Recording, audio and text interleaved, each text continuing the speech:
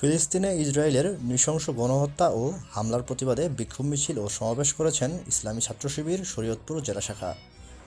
সিরাজুল ইসলামের পাঠানো তথ্য ও ভিডিও চিত্রে থাকছে বিস্তারিত। অভিযান নিউজ টিভির সাথে আছি আমি তৌফিক হাসান।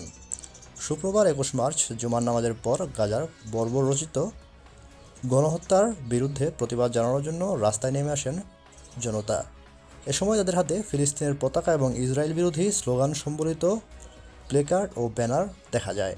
বিক্ষোভকারীদের দাবি, মুসলিম উম্মতের একতার অভাবে আজ দেশে দেশে নিপীড়নের শিকার সাধারণ মুসলমানেরা। এ সময় গাজায় যুদ্ধবিরতি কার্যকর করতে আন্তর্জাতিক সংস্থাগুলোকে পদক্ষেপ নেওয়ার আহ্বান জানান তারা।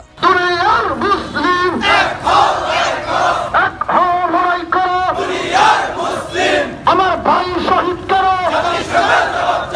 জাতিসংঘ জবাব দেয়। আমার ভাই শহীদ কেন? আমার বোন শহীদ কেন? জাতিসংঘ জবাব দেয়। জাতিসংঘ